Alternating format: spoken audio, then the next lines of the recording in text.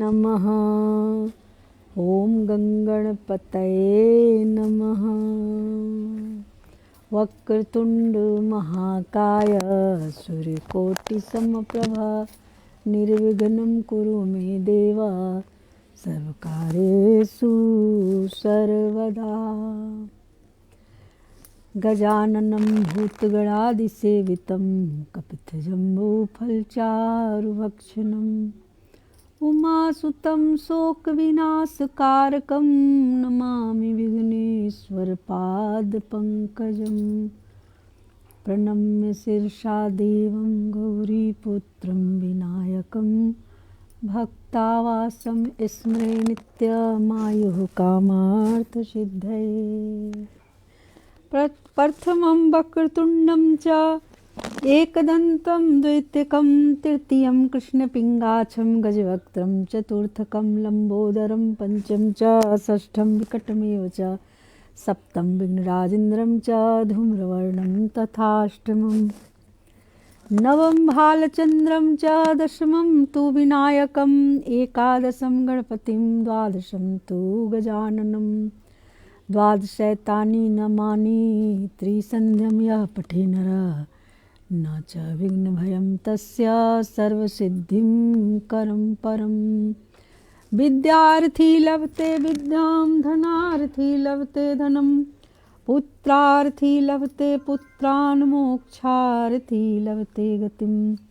जपेद गणपति स्तोत्रं षड्भिर्मासे फलं लभेत् संवत्सरेण सिद्धिं च लभते नात्र संशयः।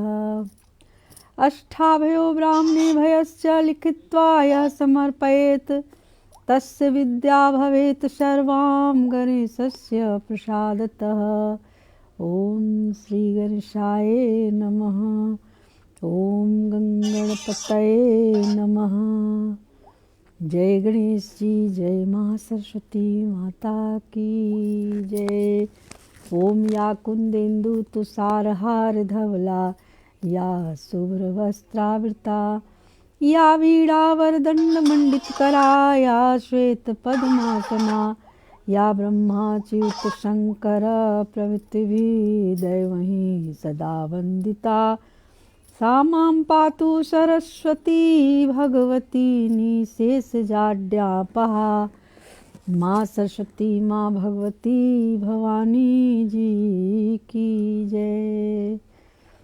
कर्पूरगौरं करुणावतारं संसारसारं भुजगेन्द्रहारं सदा वसन्तं हृदयारविन्दे भवं भवानीं सहितं नमामि। त्वमेव माता च पिता त्वमेव बन्धुश्च सखा त्वमेव विद्याद्रविणं त्वमेव सर्वं मम देवदेव।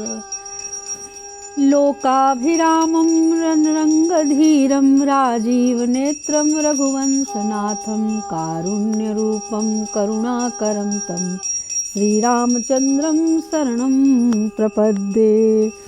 मनोजवं मारुतितुल्यवेगं जितेन्द्रियं बुद्धिमतां वरिष्ठं वातात्मजं वानरयुथमुख्यं श्रीरामदूतं शरणं प्रपद्ये। बोलिए सियावर रामचंद्र भगवान की जय। श्री बालकृष्ण लाल की जय। श्री सद्गुरुदेव की जय। ओम नमः पार्वती पतये हर हर महादेव हर। श्री राम जय जय राम जय सिया राम जय हनुमान। श्री राम जय जय राम जय सिया राम जय हनुमान। मुकुंद माधव गोविंद बोल केशव माधव हरि हरि बोल केशव माधव हरि हरि बोल। मुरलीधरा मनमोहना हे नंद नंदना श्री राधे माधवा श्री राधे माधवा श्री राधे माधवा। मुरलीधरा मन मोहना, हे नंद नंदना श्री राधे माधवा। किस भांति तुम्हें अपने कर ले पद पंकज, है सुकुमार तेरा। हरे कृष्ण बसा इस नयनन में, अति सुंदर रूप अनूप तेरा। नहीं और किसी की जरूरत है, हम तो बस चाहिए प्यार तेरा। हमको बस चाहिए प्यार तेरा। तन पे मन पे धन पे सब पे, इस जीवन पे अधिकार तेरा। मुरली धरा मन मोहना, हे नंद नंदना श्री राधे माधवा। श्री राधे माधवा, श्री राधे माधवा, मुरली धरा मन मोहना, हे नंद नंदना श्री राधे माधवा। श्री सर्वमंगल कामना, सुखी बसे संसार सब, दुखिया रहे न कोई। यही अभिलाषा हम सब की, मेरे भगवन पूरी हो। विद्या बुद्धि तेज बल सबके भीतर होए, दूध पूत धन धान्य से वंचित रहे न कोई। आपकी भक्ति प्रेम से मन होवे भरपूर, राग द्वेष से चित्त मेरा कोसों भागे दूर। मिले भरोसा आपका, आशा तेरे धाम की बनी रहे मनीष। पाप से हमें बचाइए, करके दया दयाल, अपना भक्त बना करके सबको करो निहाल। दिल में दया उदारता, मन में प्रेम अपार, हृदय में धैर्य वीरता, सबको दो करतार। नारायण तुम आप हो, पाप विमोचन हार। क्षमा करो अपराध सब, कर दो भव से पार। हाथ जोड़ विनती करूं, सुनिए कृपा निधान। साधु संगत सुख दीजिए, दया नम्रता ध्यान। दया नम्रता दान दीजिए, दया धर्म का दान दीजिए। दया धर्म का दान दीजिए, दया धर्म का दान दीजिए। दया धर्म का दान। जय जय श्री राधे। श्री भागवत महापुराण की जय। जय जय श्री राधे। श्री सुख सुधा सागर की जय। श्री भागवत महापुराण की जय। श्री वेद व्यास जी की जय। श्री सुखदेव जी की जय। आइए हम लोग श्री मद्भागवत महापुराण का श्रवण कर रहे हैं। तृतीय स्कंद का आज हम 17वां अध्याय में प्रवेश करेंगे और 17वें अध्याय में हिरण्यकश्यपु और हिरण्याक्ष का जन्म तथा हिरण्याक्ष का दिग्विजय, इसके विषय में आज हम लोग सुनेंगे कि मैत्रेय जी कहते हैं यहाँ से, जय जय श्री राधे, हरिओम। सभी देवी देवता की जय हो, सबकी माता पिता की जय हो, गुरुओं की जय हो, सभी देवी देवता पितरों की जय। सबके हृदय में निवास करने वाले सियावर रामचंद्र भगवान की जय, बाल कृष्ण भगवान की जय। जय जय श्री राधे।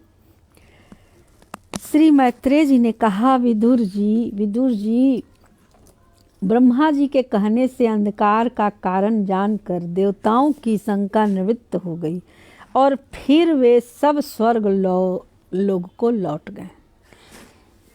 इधर दिति को अपने पति देव के कथनानुसार पुत्रों की ओर से उपद्रव आदि की आशंका बनी रहती थी। इसलिए जब पूरे 100 वर्ष बीत गए तब उस साध्वी ने 2 यमज जुड़वे पुत्र उत्पन्न किए।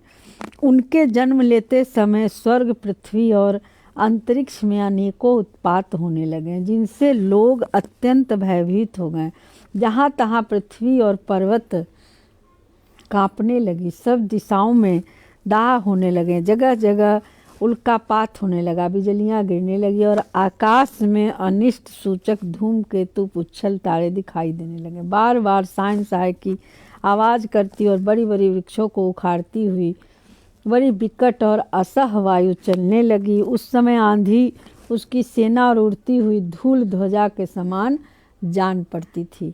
मतलब केवल अपशगुन ही अपशगुन हुआ। चारों ओर बिजली जोर जोर से चमक कर मानो खिलखिला रही हो। घटाओं ने ऐसा सघन रूप धारण किया कि सूर्य, चंद्रमा आदि ग्रहों के लुप्त हो जाने से आकाश में गहरा अंधेरा छा गया।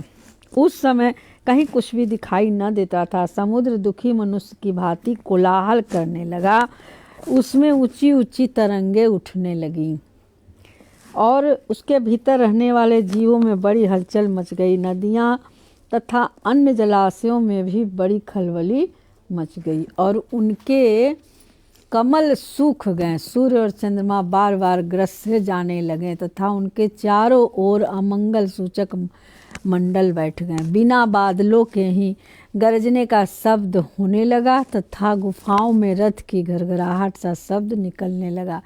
गांव में गिदरियां और उल्लियों की भयानक शब्दों के साथ सियारनियां मुख से दहकती हुई आग उगलकर बड़ा अमंगल शुभ करने लगी। जहाँ तहाँ कुत्ते अपनी गर्दन ऊपर उठाकर कभी गाने और कभी रोने लगते थे। भांति भांति के शब्द करने लगे। विदुर जी झुंड के झुंड गधे अपने कठोर खुरों से पृथ्वी को खोदते हुए रेखने लगती। शब्द करते मतवाले होकर इधर उधर दौड़ने लगे। पक्षी गधों के शब्द से डर कर रोते चिल्लाते अपने घोंसलों से उड़ने लगे। अपनी खिड़कियों में से बंधे हुए वन में चरते हुए गाय, बैल, अपने खूंटियों से बंधे आदि पशु डर के मारे मलमूत्र त्यागने लगे। गौएं ऐसी डर गईं कि दूहने पर उनके थनों से खून आने लगे थे।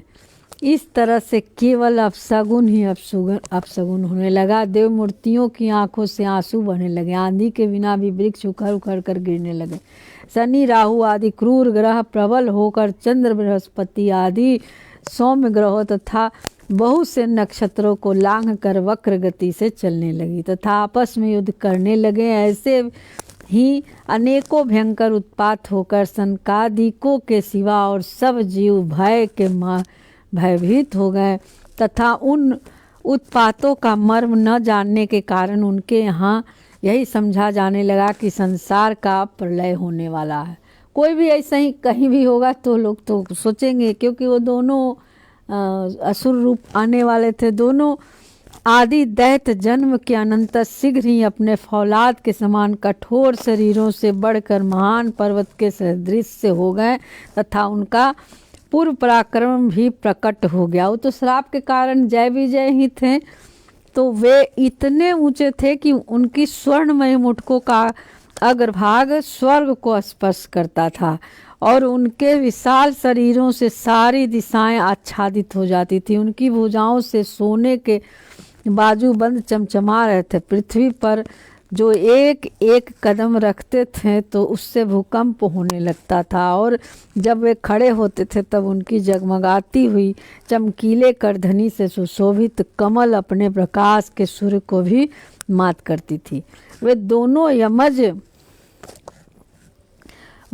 यमज थे। प्रजापति कश्यप जी ने उनका नामकरण किया। उनमें से जो उनके वीर से दिति के गर्भ से पहले से स्थापित हुआ था उसका नाम हिरण्यकश्यपु रखा और दिति के उदर से पहले निकला वह हिरण्याक्ष के नाम से विख्यात हुआ। दोनों असुर थे। हिरण्यकश्यपु ब्रह्मा जी के वर से मृत्यु भय से मुक्त हो जाने के कारण बड़ा उद्धत हो गया था। वो तो भगवान से वर मांगे हुआ था कि हमको कोई मार न सके। उसने अपनी भुजाओं के बल से लोकपालों सहित तीनों लोगों को अपने वश में कर लिया और वह अपने छोटे भाई हिरण्याक्ष को बहुत चाहता था। और वह भी सदा अपनी बड़े भाई का प्रिय कार्य करता रहता था। एक दिन वह हिरण्याक्ष हाथों में गदा लिए युद्ध का अवसर ढूंढता हुआ स्वर्गलोक में जा पहुंचा। उसका वेग बड़ा असह था। उसके पैरों से सोने की नुपुरों की झनकार हो रही थी। गले के विजय सूचक माला धारण की हुई थी और कंधे पर विशाल गदा रखी हुई थी। उसके मनोबल, शारीरिक बल तथा ब्रह्मा जी के वर से उसे मतवाला कर रखा था, इसलिए वह सर्वथा निरंकुश और निर्भय हो रहा था। उसे देखकर देवता लोग डर के मारे वैसे ही जहाँ तहाँ छिप गए, जैसे गरुड़ के डर से सांप छिप जाता है। जब दैत्यराज हिरण्याक्ष ने देखा कि मेरे तेज के सामने बड़े बड़े गर्वीले इंद्रादि देवता भी छिप गए हैं, तब उन्हें अपने सामने न देखकर वह बार बार भयंकर गर्जना करने लगा। फिर वह महाबली दैत्य वहाँ से लौटकर जल क्रीड़ा करने के लिए मतवाले हाथी के समान गहरे समुद्र में घुस गया, जिसमें लहरों की बड़ी भयंकर गर्जना हो रही थी।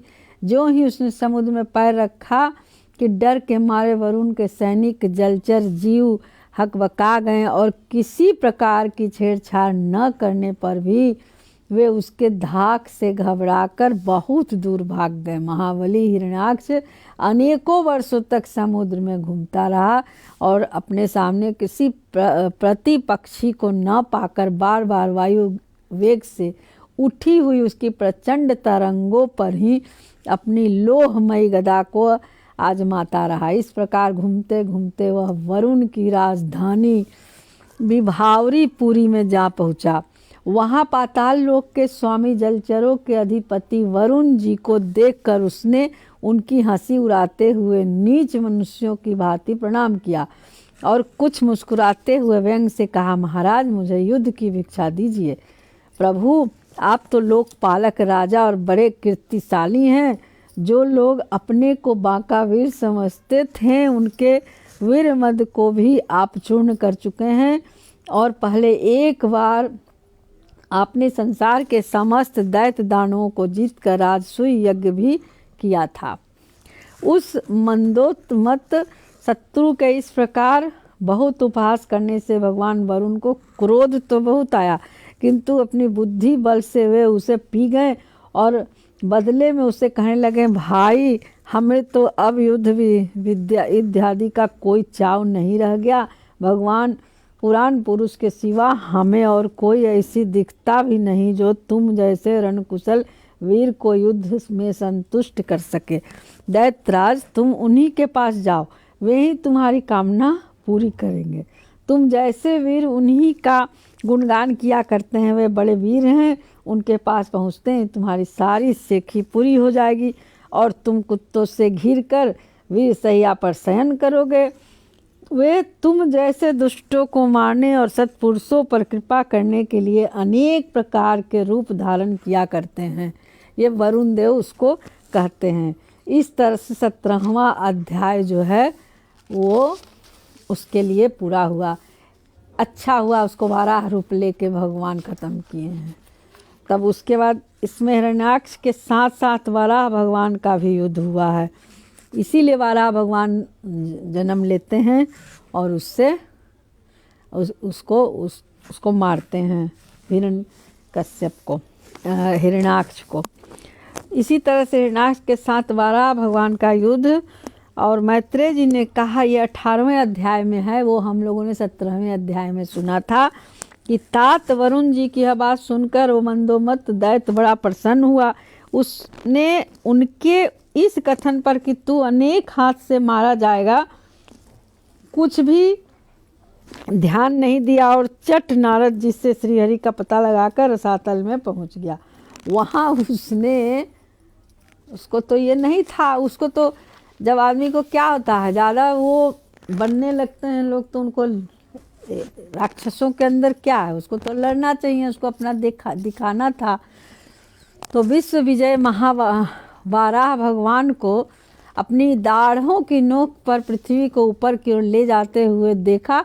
वे अपने लाल लाल चमकीले नेत्रों से उसके तेज को हर लेते थे। उन्हें देखकर वह खिलखिलाकर हंस पड़ा और बोला, अरे यह जंगली पशु यहाँ जल में कहाँ से आया? कि वाराह से, वो तो ब्रह्मा जी उसको इतना चीज से, वो किसी से न मरे, कभी सोचा नहीं था कि वाराह रूप लेंगे और भगवान उसको मारेंगे। तो अरे ना समझ इधर आ, इस पृथ्वी को छोड़ दे। इस विश्व विधाता ब्रह्मा जी ने हम रसातल वासियों के हवाले कर दिया है पृथ्वी को। रे सुकर रूपी धारी सुरधम सूर अधम, मेरे देखते देखते ही तू इसे लेकर कुशल पूर्वक नहीं जा सकता। वो मना कर रहा है हिरण्याक्ष। तो माया से लुक छिप कर ही दैत्यों के जीत लेता है और मार डालता है। क्या इसी से हमारे शत्रु ने हमारा नाश करने के लिए तुझे पाला है? मूढ़, तेरा बल तो योग माया ही है और कोई पुरुषार्थ तुझसे थोड़े ही है कि आज तुझे समाप्त कर वे अपने बंधुओं का शोक दूर करूंगा। जब मेरे हाथों से छूटी हुई गदा के प्रहार से सिर फट जाने के कारण तू मर जाएगा, तब तेरी आराधना करने वाले जो देवता और ऋषि हैं वे सब भी जड़ कटे हुए वृक्षों की भांति स्वयं ही नष्ट हो जाएंगे। वो मूर्ख था, उसको पता ही नहीं है कि वो किससे कह रहा है। जो अंतर जो सब कुछ है, उन्हीं जो उसको बनाया है उसी से वो ऐसे कह रहा है। हिरण्याक्ष उसका अंत लिखा था। हिरण्याक्ष भगवान को दुर्वचन बाणों से छेदे जा रहा था, परंतु उन्होंने दांत तक नोक पर स्थित पृथ्वी को भयभीत देखकर वह चोट सह ली तथा जल से उसी प्रकार बाहर निकल आए जैसे कि ग्राह की चोट से खाकर हथनी सहित गजराज। जब उसकी चुनौती का कोई उत्तर न देकर वे जल से बाहर आने लगे, तब ग्राह जैसे गज का पीछा करता है उसी प्रकार पीले केस और तीखी दाढ़ों वाले उस दैत्य ने उनका पीछा किया तथा वज्र के समान कड़क कर कहने लगा, तुझे भागने में लज्जा नहीं आती? सच है, असत पुरुषों के लिए कौन सा काम न करने योग्य है। भगवान ने पृथ्वी को ले जाकर जल के ऊपर व्यवहार योग्य स्थान में स्थित कर दिया और उससे में अपनी आधार शक्ति का संचार किया और हिरण्याक्ष के सामने ही ब्रह्मा जी ने उनकी स्तुति की और देवताओं ने फूल बरसाए।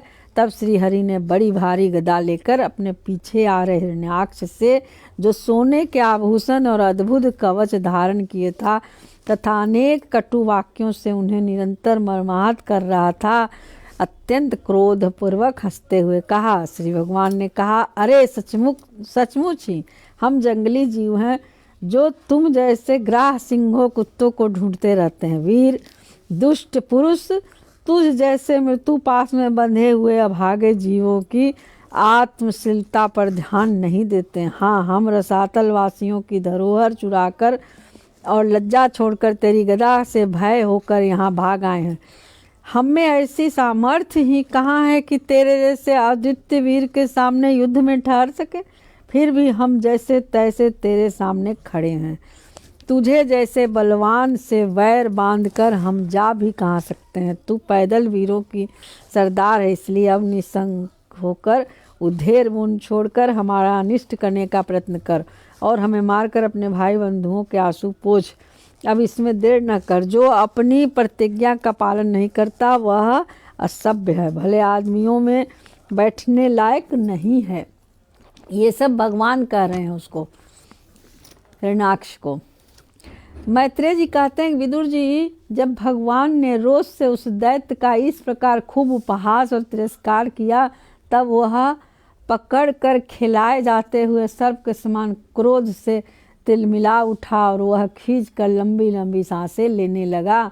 उसकी इंद्रियां क्रोध से क्षुब्ध हो उठी और उस दुष्ट दैत्य ने बड़े वेग से लपक कर भगवान पर गदा का प्रहार किया, किंतु भगवान ने अपनी छाती पर चलाई हुई शत्रु की गदा के प्रहार को कुछ टेढ़े होकर बचा लिया। ठीक वैसे ही जैसे योग सिद्ध पुरुष मृत्यु के आक्रमण से अपने को बचा लेता है।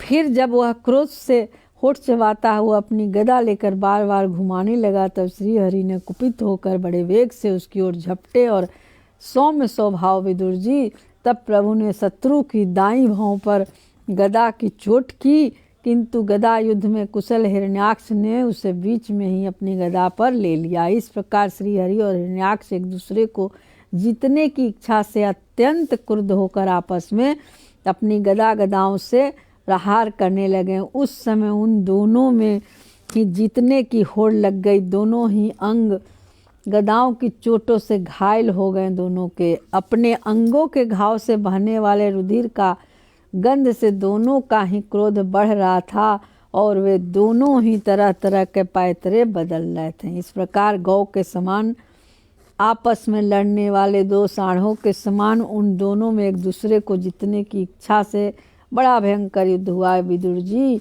जब इस प्रकार हिरण्याक्ष और माया से 12 रूप धारण करने वाले भगवान यज्ञ मूर्ति पृथ्वी के लिए द्वेष बांधकर युद्ध करने लगे, तब उसे देखने के लिए वहाँ ऋषियों के सहित ब्रह्मा जी आए। वे हजारों ऋषियों से घिरे हुए थे।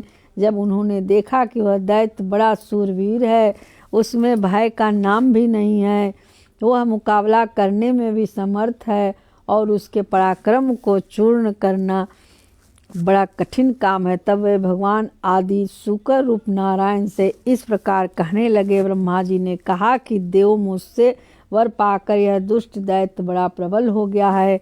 इस समय आपके चरणों की शरण में रहने वाले देवताओं, ब्राह्मणों, गौओं तथा अन्य निरपराध जीवों को बहुत ही हानि पहुंचाने वाला दुखदाई और भयप्रद हो रहा है। इसकी जोड़ का और कोई योद्धा नहीं है, इसलिए यह महाकंटक अपना मुकाबला करने वाले वीर की खोज में समस्त लोक में घूम रहा है। यह दुष्ट बड़ा ही मायावी, घमंडी और निरंकुश है। जिस प्रकार बच्चा क्रुद्ध हुए सांप से खेलता है, वैसे ही आप इससे खिलवाड़ न करें। देव अच्युत, जब तक यह दारुण दैत्य अपनी बल वृद्धि का बेला को पाकर प्रबल हो, उससे पहले ही आप अपनी योग माया को स्वीकार करके इस पापी को मार डालिए। ब्रह्मा जी कहते हैं, प्रभु देखिए, लोकों का संहार करने वाली संध्या की भयंकर बेला आने ही वाली है। सर्वात्मा, आप उससे पहले ही, शाम होने के पहले ही ससुर को मारकर देवताओं को विजय प्रदान कीजिए। इस समय अभिजीत नामक मंगलमय मुहूर्त का भी योग आ गया है, अतः अपने सुहृद हम लोगों की कल्याण के लिए शीघ्र ही इस दुर्जय दैत्य से निपट लीजिए। प्रभु, इसकी मृत्यु आपके ही हाथ बदी है। हम लोग तो बड़े भाग हैं कि हम लोगों के बड़े भाग हैं कि यह स्वयं ही अपने काल रूप आपके पास आ पहुंचा है। अब आप युद्ध में बलपूर्वक इसे मारकर लोगों को शांति प्रदान कीजिए। और इस तरह से ब्रह्मा जी जब कहते हैं तो भगवान वाराह रूप में हिरण्याक्ष का वध करते हैं। जय श्री कृष्ण। और हिरण्याक्ष मारा जाता है। ये हमारा 19वें अध्याय में दिया गया है। और आसुरी माया सब नष्ट हो जाती है और भगवान उसका अंत कर देते हैं। और पुरुष सुनता, जो भी पुरुष इसको सुनता है और कहता है, उसके लिए बहुत ही इसमें महानता लिखा गया है।